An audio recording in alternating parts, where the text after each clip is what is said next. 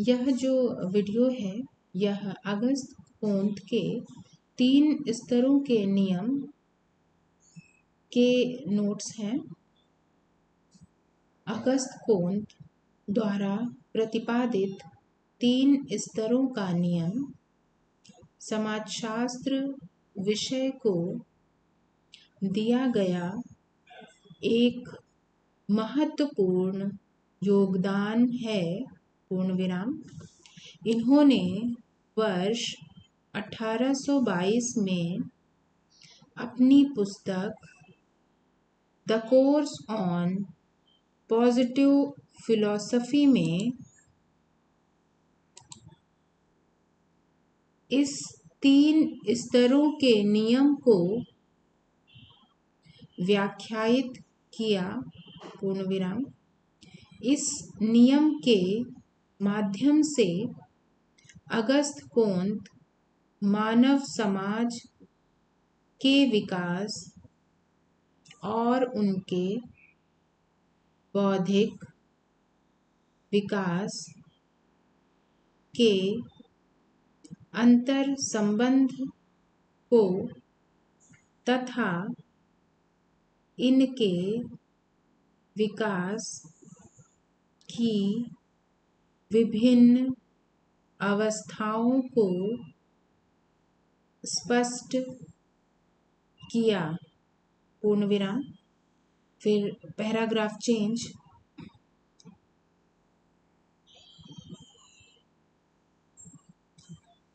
इस नियम के द्वारा अगस्त कोंत सिद्ध करना चाहते थे कि समाज का विकास भी कुछ निश्चित नियमों के आधार पर होता है। पूर्ण विराम।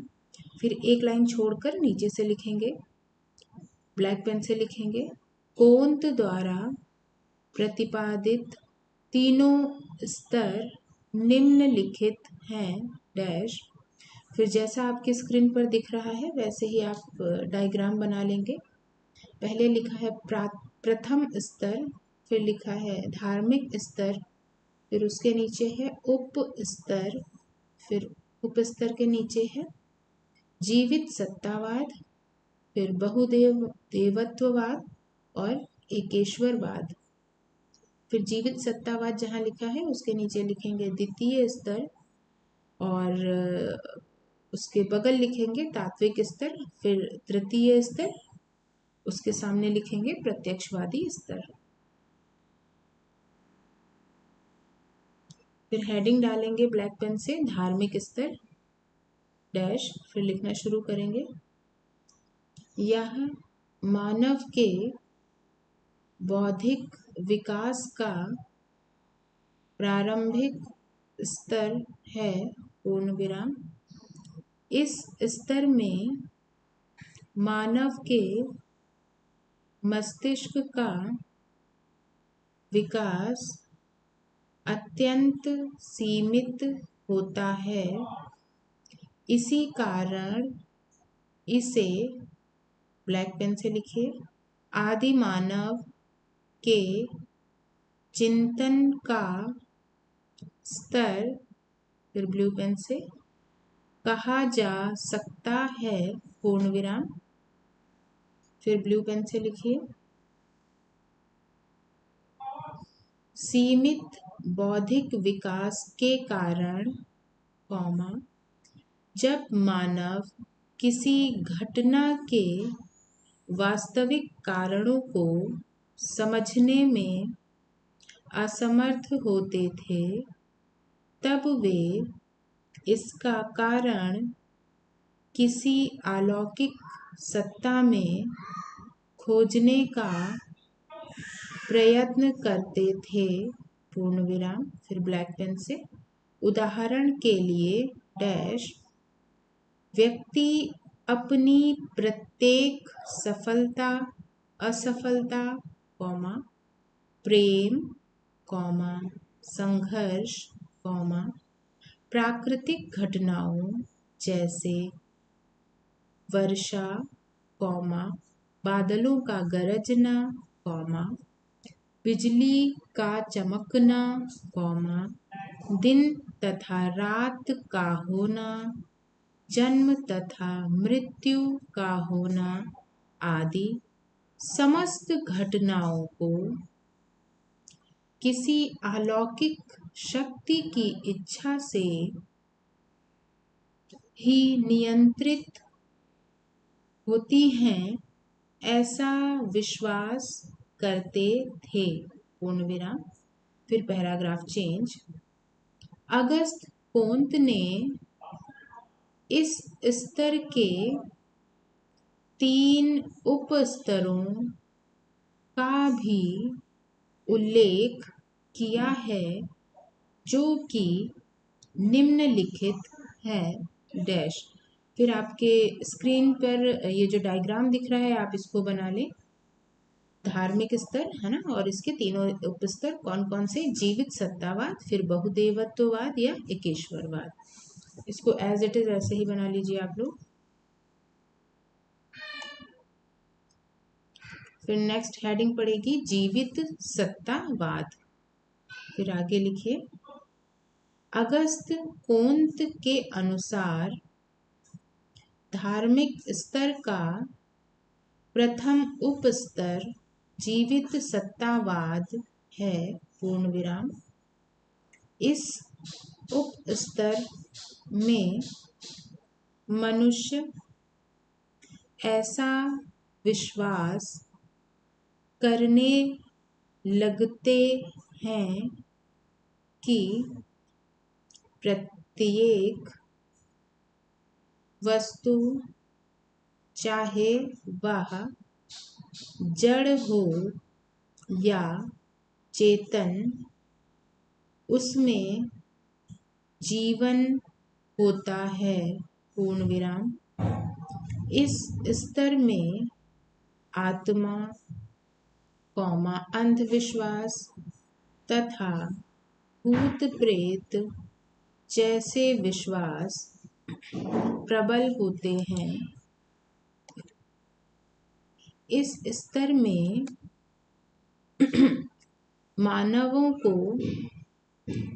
ऐसा लगता है कि वृक्षों, कौमा, नदियों, कौमा, पहाड़ों, पत्थरों में किसी न किसी अलौकिक सत्ता का वास होने के कारण उनमें जीवन होता है। पूर्ण विराम। फिर दूसरी हेडिंग डालेंगे, बहुदेवत्ववाद। बहुदेवत्ववाद, कौमा, धार्मिक स्तर का दूसरा उपस्तर है। पूर्ण विराम। इस उपस्तर में मानव की बुद्धि तुलनात्मक रूप से अधिक सुसंगठित हो जाती है तथा इस उपस्तर में मनुष्य विभिन्न घटनाओं को किसी विशेष देवी देवताओं की प्रसन्नता तथा अप्रसन्नता का परिणाम मानने लगते हैं। अतः उन्हें विभिन्न विशेष देवी देवताओं पर विश्वास हो जाता है। पूर्ण विराम। जैसे अतिवृष्टि या अनावृष्टि के लिए डैश इंद्र, आंधी तूफान के लिए वायु देवता, ज्ञान की देवी सरस्वती, समृद्धता तथा निर्धनता की देवी लक्ष्मी। फिर आप एक लाइन छोड़ के या पैराग्राफ चेंज करके लिखें। अतः इस उप स्तर में मानव धार्मिकता की ओर से तार्किकता की ओर अग्रसर होने लगते हैं। पूर्ण विराम। फिर नेक्स्ट हेडिंग डालिए, एकेश्वरवाद। धार्मिक अवस्था का यह अंतिम उप स्तर है, पूर्ण विराम। इस उप स्तर में मानव की बुद्धि का कुछ विकास होने लगता है।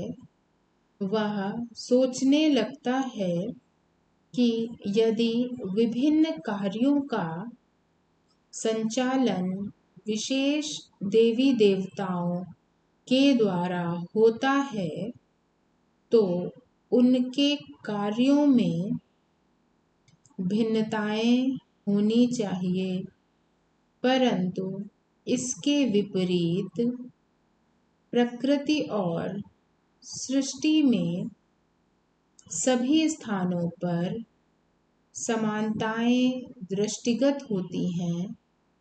ऐसा तो किसी अमूर्त सर्वशक्तिमान ईश्वर के द्वारा ही संभव हो सकता है, पूर्ण विराम।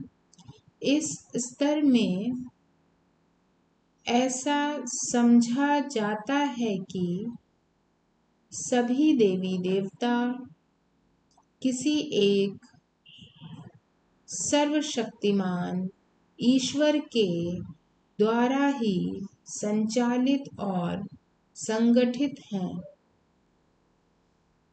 इसके बाद दूसरा स्तर डालिए, पराभौतिक अथवा तात्विक स्तर।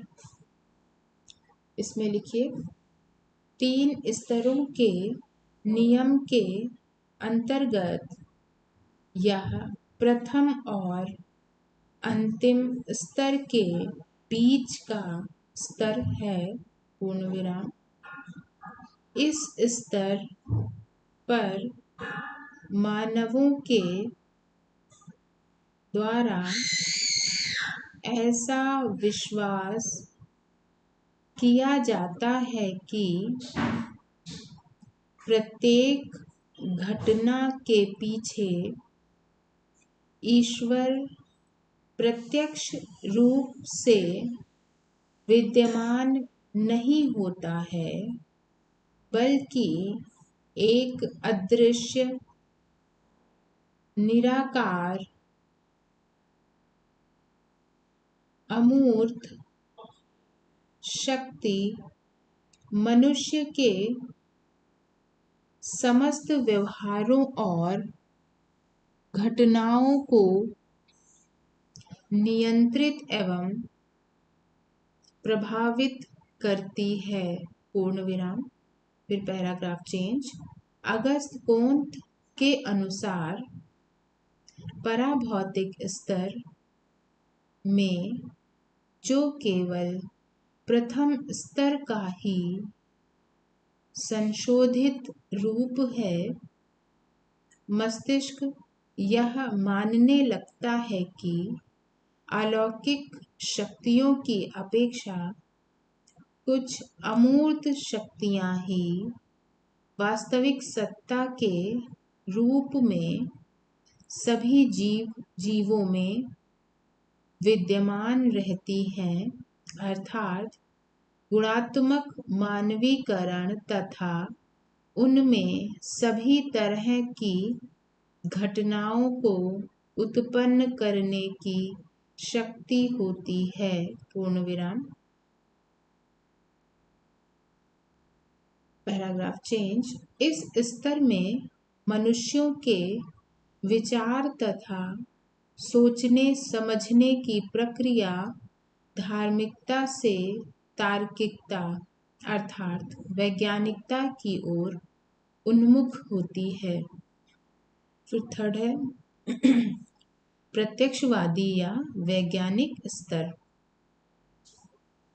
अगस्त कोंत द्वारा प्रतिपादित 3 स्तरों के नियम का यह अंतिम स्तर है, पूर्ण विराम। इस स्तर में मानव प्राकृतिक तथा सामाजिक घटनाओं के घटित होने के कारणों को तार्किकता के आधार पर समझने का प्रयास करते हैं, न कि काल्पनिकता या धार्मिकता के आधार पर। पूर्ण विराम। फिर पैराग्राफ चेंज करेंगे। इस स्तर में मनुष्य प्रत्यक्ष रूप में देखे जा सकने वाले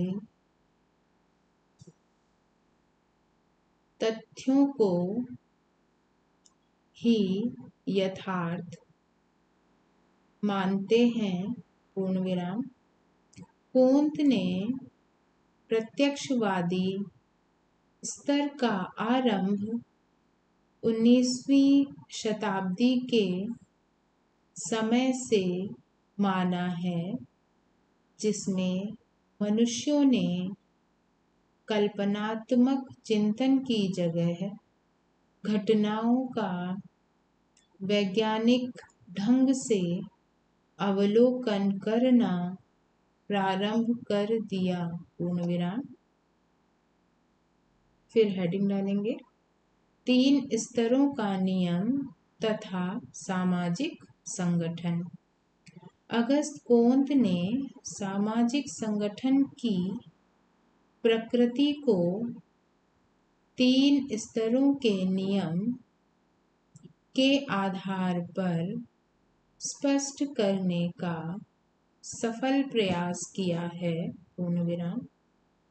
फिर ये डेफिनेशन है, राव के अनुसार, कॉमा, फिर इन्वर्टेड कॉमा में, कोंत ने 3 स्तरों का उल्लेख केवल मानव चिंतन के विकास को स्पष्ट करने के लिए ही नहीं किया, बल्कि उन्होंने इसका समाज अथवा सामाजिक संगठन के विकास से भी तादात्म्य स्थापित किया है। पूर्ण विराम और इन्वर्टेड कॉमा बंद। फिर फर्स्ट हेडिंग डालेंगे धार्मिक स्तर तथा सामाजिक संगठन। इस स्तर में दैवीय सिद्धांत की प्रधानता होने के कारण समाज की उत्पत्ति और विकास को ईश्वरीय इच्छा का प्रतिफल माना जाता है। पूर्ण विराम। इस स्तर में मानव यह समझने लगता है कि समाज में उसे जो विशेष परिस्थिति मिली है, उसी के अनुसार जीवन व्यतीत करना भाग्य है। पूर्ण विराम। फिर पैराग्राफ चेंज करेंगे। इस स्तर में व्यक्ति राजा को ईश्वर का प्रतिनिधि मानता है तथा राजा के प्रत्येक आदेश को ईश्वरीय आज्ञा मानते हुए उनके निर्देशों का पालन करना आवश्यक समझता है तथा राजा द्वारा दिए गए दंड को ईश्वर द्वारा दिए गए दंड के रूप में स्वीकृत करता है। पूर्ण विराम। समाज में निरंकुश राजतंत्र का जन्म होता है तथा किसी भी व्यक्ति को राजनीति में हस्तक्षेप करने का अधिकार नहीं होता है। इस स्तर में सामाजिक संगठन अत्यंत सरल प्रकृति का होता है। फिर दूसरी हेडिंग डालिए, पराभौतिक स्तर तथा सामाजिक संगठन। यह वह स्तर है जिसमें मानव घटित घटनाओं के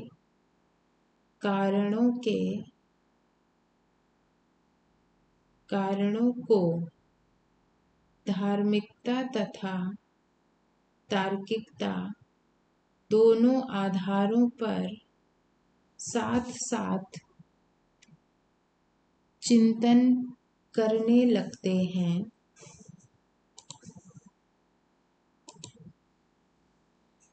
पूर्ण विराम। इस स्तर पर ऐसे विश्वास प्रबल होने लगते हैं कि मात्र राजा ही ईश्वर का प्रतिनिधि नहीं हो सकता,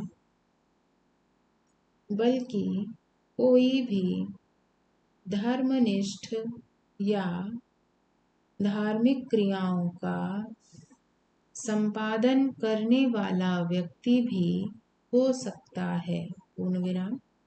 पैराग्राफ चेंज। इस स्तर पर राजा की निरंकुश शक्ति कम होने लगती है तथा उसके स्थान पर पुरोहितवाद का महत्व बढ़ने लगता है। ऐसा विश्वास किया जाता है कि राजा ईश्वर का प्रतिनिधि नहीं है, बल्कि पुरोहित ही ईश्वर का सच्चा प्रतिनिधि है। पूर्ण विराम। फिर दूसरी हेडिंग डालें, प्रत्यक्षवादी स्तर तथा सामाजिक संगठन। प्रत्यक्षवादी स्तर को ही वैज्ञानिक स्तर कहा जाता है। इस स्तर पर धार्मिक विश्वासों और पुरोहितों की सत्ता का प्रभाव कम होने लगता है, क्योंकि विभिन्न घटनाओं के कारणों को धार्मिकता के आधार पर नहीं, बल्कि अवलोकन और तर्क के आधार पर घटनाओं को उनके वास्तविक रूप में देखने की प्रवृत्ति बढ़ती है। पूर्ण विराम। फिर पैराग्राफ चेंज। इस स्तर पर तार्किक ज्ञान का प्रभाव बढ़ने से सभी घटनाओं की व्याख्या वैज्ञानिक प्रणाली के आधार पर की जाने लगती है। पूर्ण विराम।